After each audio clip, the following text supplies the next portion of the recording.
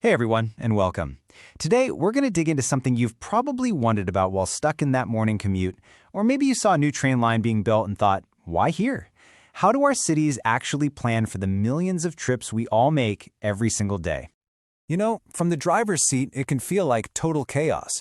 But behind all that, there's this really fascinating and complex process going on. It's how city planners try to predict our collective moves and decide where to build the next road, the next bridge, or that new subway line. And yeah, there's actually a science to it. It's called transport modeling. It's this wild mix of economics, geography, psychology, even statistics, all bundled up into mathematical models that basically create a simplified version of the real world. All right, so let's get into it. So here's our game plan. We're going to start by breaking down the classic four-stage trip model. That's kind of the heart of how planners predict urban movement. Then we'll follow a trip from a person's home all the way to the highway, look at the all-important data that makes this whole thing work, and finally see how it all comes together to hopefully build better cities for all of us. The real engine behind most of this planning is something called the four-stage model. You can think of it as a city's crystal ball, or maybe a better way to put it is a logical set of questions that planners use to forecast travel demand. It's how they turn raw data about a city into a super detailed picture of its future traffic. So here are the four big steps. First, trip generation, which asks how many trips are we even talking about? Second, trip distribution, which asks where are all these trips going? Then you have mode choice. How are people going to get there? And finally, traffic assignment, which figures out the exact route they'll take. So let's break these down one by one. Right, so first things first, trip generation. Before you can figure out where people are going or how they're getting there, you just need a really solid estimate of how many trips are starting in the first place. The model does this for every little area, every zone across the entire city. So what makes this number go up or down? Well, it's all about who lives where and what's built there. Planners look at things like household income, how many cars people own, and family size. But they also look at land use. I mean, a neighborhood full of houses is going to produce a ton of trips, right? And a giant shopping center is going to attract a ton of trips. And get this, our homes are absolutely central to this whole equation. A full 80%, 80 of all trips in a city are what they call home-based. That just means they either start at home or they end at home. And that's exactly why planners are so obsessed with getting good household data. So here's a perfect, super simple example of how that data actually gets used. This is a basic table that helps the model see really clear relationships. For instance, a household with 0 cars might make about 30 trips a week, but when with 2 or more cars, they're making closer to 80. So you can see, by multiplying these rates by how many households are in each group, planners get a surprisingly solid estimate of a whole neighborhood's travel. Okay, so we've nailed down how many trips are happening. That's stage one, check. But now we've got to figure out the next 3 stages, which answer where are they going, how will they get there, and which road will they take. This is how we get from a person's front door to a specific spot on the highway. So that leads us right into stage 2, trip distribution. We know a bunch of trips are starting in, say, Zone A, but where are they all going? Are they heading to the downtown offices in Zone B, the big mall over in Zone C, or somewhere else entirely? This stage is all about connecting the starting points to the destinations. Now, to solve this giant puzzle, planners have a really cool tool called the gravity model. The basic idea is actually pretty simple. The pull between 2 places is really strong if the destination has a lot of attractions, like jobs or stores.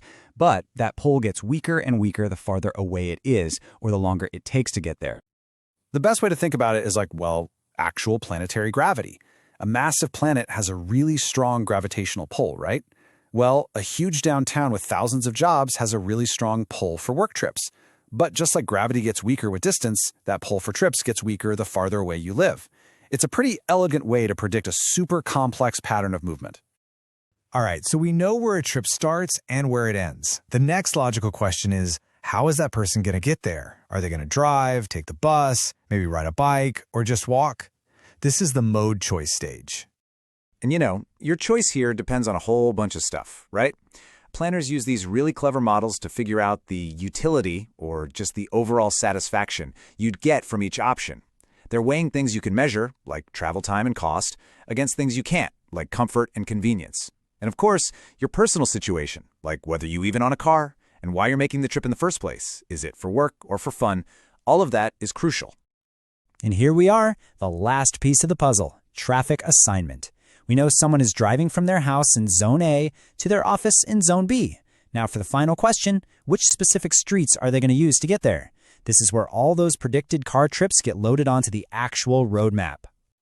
And this whole stage pretty much runs on one simple, very human idea. We all want to get where we're going as fast as possible. The model basically assumes that, all things being equal, we're going to choose the quickest route. So it calculates the fastest path for every single trip and assigns the traffic to that specific route. Okay, now, this whole 4-stage process sounds amazing, right? But it's only as good as the info you put into it. It is completely 100% dependent on data. You've heard the saying, garbage in, garbage out, and it has never been more true. Good models have to be built on a foundation of really extensive, really accurate information. And that data really falls into 4 big buckets. You've got socioeconomic data, that's the income and family size stuff. Then the real treasure trove, super detailed travel surveys. You also need a complete inventory of land use, knowing exactly where every home, office, and store is.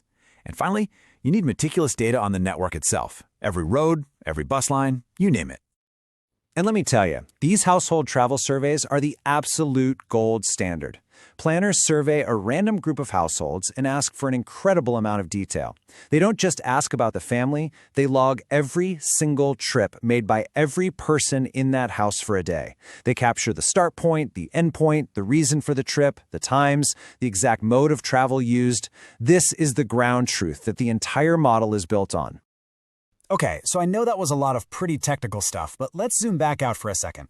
Why do cities go through this incredibly complex, data-heavy process? What's the point? Why does it actually matter to you? At the end of the day, it's all about making smart bets with billions of our dollars. The whole goal is to create reliable forecasts so we can reduce the risk of making huge mistakes. You don't want to build a billion-dollar highway that nobody uses, and you definitely don't want to build a new train line that's so crowded on day one that it's unusable. Modeling helps find that sweet spot. And that kind of leads us to one last really interesting thought for the future. These models we've talked about, they were built on decades of data about how we used to travel. But with remote work blowing up, the very idea of a work trip, a huge part of that 80% of home-based travel, is changing. So planners have a brand new challenge. How do you model a future where, for millions of us, the home and the office are the exact same place? And that's the big question shaping the next generation of transport modeling.